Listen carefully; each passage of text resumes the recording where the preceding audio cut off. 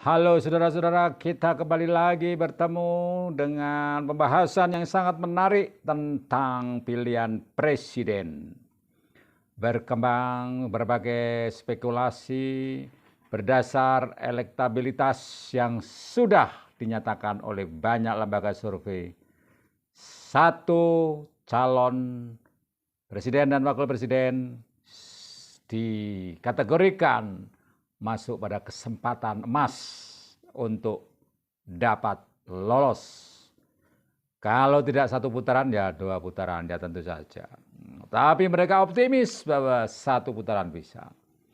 Namun ketika yang kelompok pendukungnya mengatakan, mari kita aklamasi saja, dan satu putaran menang. Kelompok yang berseberangan mengatakan, aklamasi bagaimana? Ini demokrasi, kalau menjilat jangan terlalu berlebihan.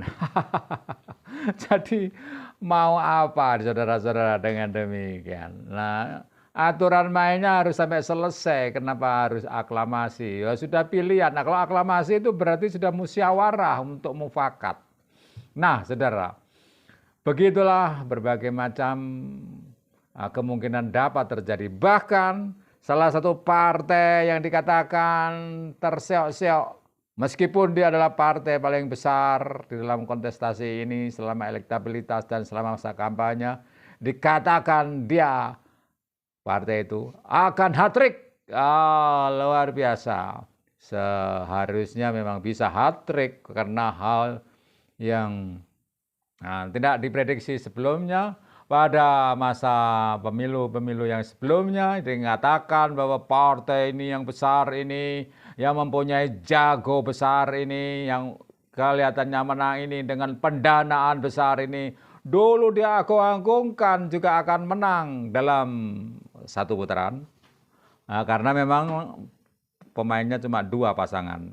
Nah, ternyata kalah di ujungnya, tidak terduga.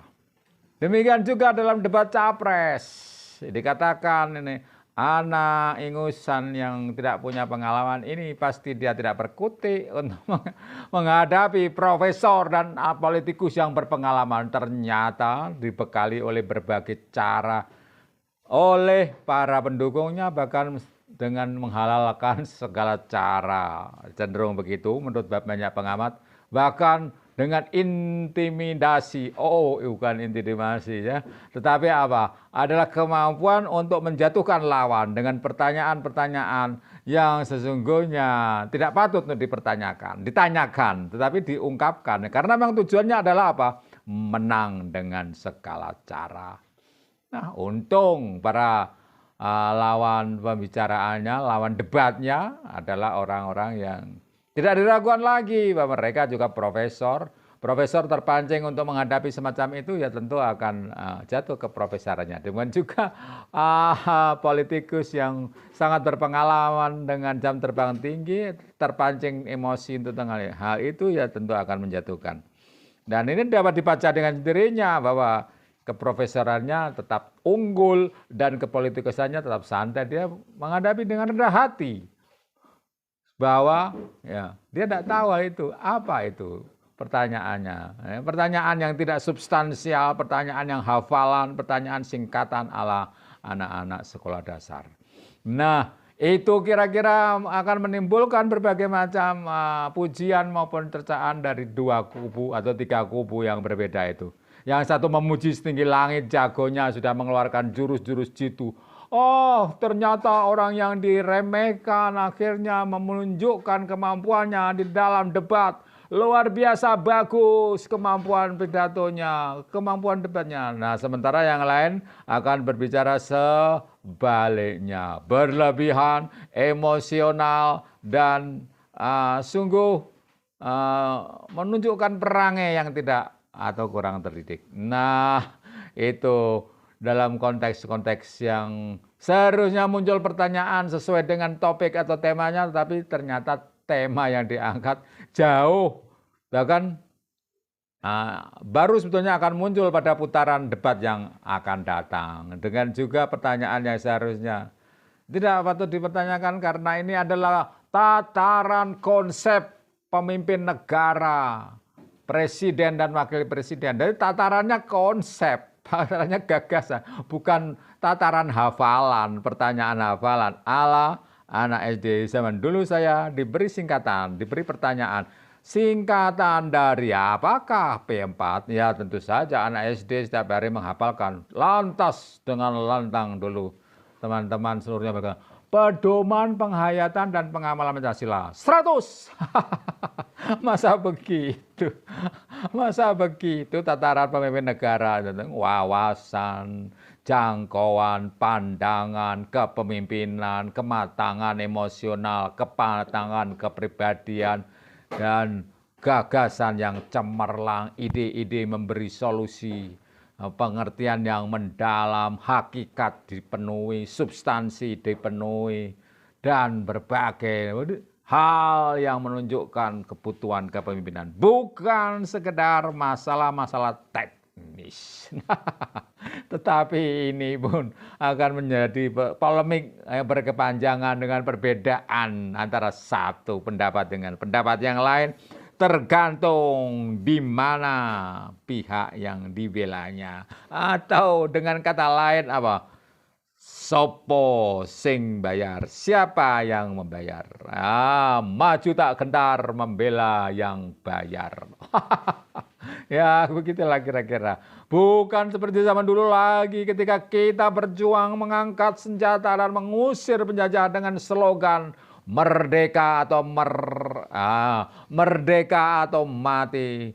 Bukan seperti zaman dulu ketika kita angkat senjata dan mengatakan sekali merdeka tetap merdeka, merdeka, merdeka. Nah itu hal yang sungguh sangat menukik dalam itu menyangkut nyawa. Tetapi sekarang menyangkut apa sebetulnya?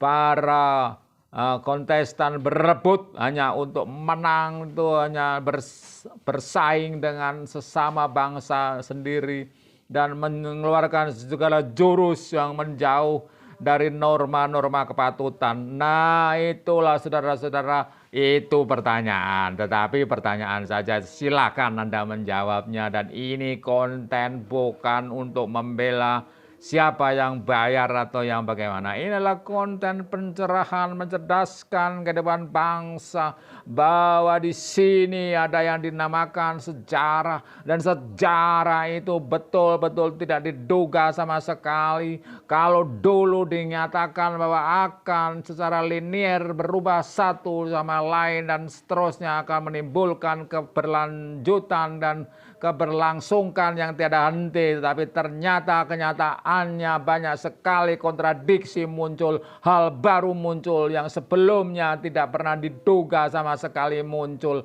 Seperti hal ini, saudara, harimau Jawa dibilang sudah punah, tetapi pada suatu saat ada orang menemukan harimau Jawa. Nah, bagaimana menjawab ini?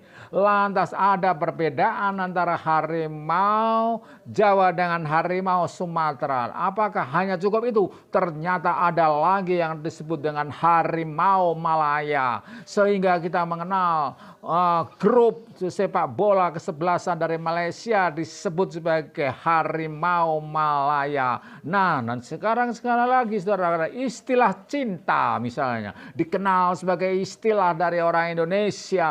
Cinta yang artinya kasih, sayang, dan sesuatu yang betul-betul dia suka terhadap sesuatu hal. Ternyata apa saudara? Di Amerika pun ada yang namanya sekolah cinta, yang dia menunjukkan sekolah cinta dalam estetika, dan ada setiap orang yang mendaftar di situ dia akan menjadi orang yang mahir secara estetik di dalam barbershop, di dalam kecantikan, di dalam keterampilan estetik. Nah ini saudara, ini memakai nama cinta. Dan ternyata cinta tidak hanya dijumpai di Indonesia, tetapi juga di Amerika. Bahkan sekolah seperti sekolah yang non formal, ekstra ekstrakurikuler di luar ternyata dapat menggunakan nama cinta. Nah, sejauh ini apakah cinta itu sama dengan yang dimaksud dengan cinta di Indonesia